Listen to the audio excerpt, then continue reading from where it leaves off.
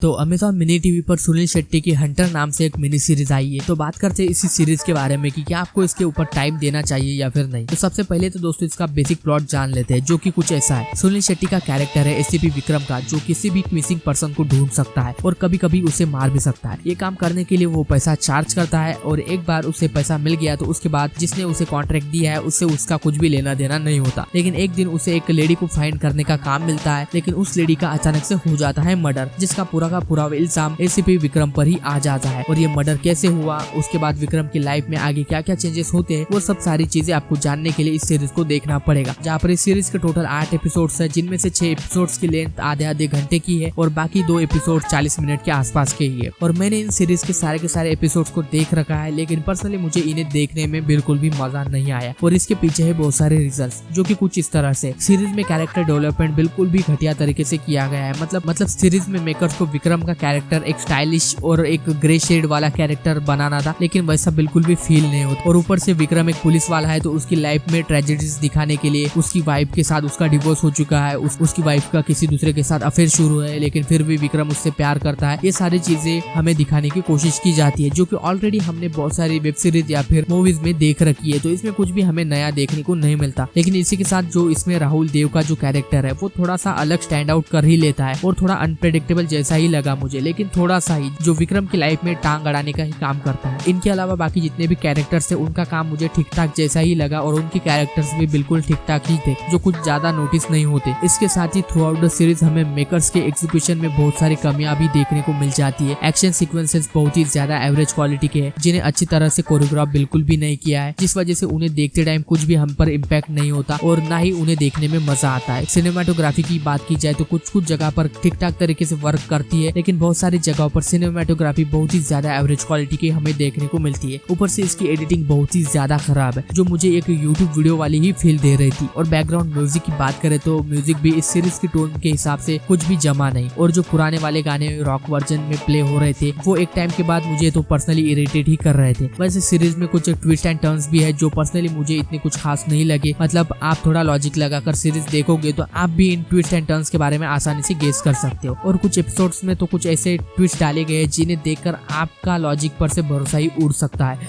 बाकी सीरीज का एंड आते आते आपको सीजन 2 की भी हिंट मिल जाती है, जिसके लिए मैं तो बिल्कुल भी एक्साइटेड नहीं हूँ। तो ओवरऑल दोस्तों सुनील शेट्टी की ये सीरीज बहुत ही ज्यादा बिलो एवरेज क्वालिटी की हमें देखने को मिलती है, क्योंकि इसके मेकर्स ने इसके एग्जीक्यूशन पर ठीक से काम नहीं किया। और मैं तो इसे देखने के लिए आपको बिल्कुल भी रिकमेंड नहीं करने वाला। लेकिन फिर भी अगर आप सुनील शेट्टी के फैन हो और अगर आप इसे देखना चाहते हो तो इसे अकेले में ही आपको देखना पड़ेगा, वो भी हेडफोन लगाकर, क्योंकि इसमें गालियां एंड कुछ अडल्ट सीन्स भी है। तो ये था दोस्तों मेरा ओपिनियन ऑन हंटर टूटेगा नहीं तोड़ेगा वेब सीरीज के ऊपर। बाकी अगर आपने इसे देखा है तो आपको ये सीरीज कैसी लगी मुझे कमेंट करके जरूर बताना। बाकी मैं मिलता हूँ आपको अगली वीडियो में। Good bye.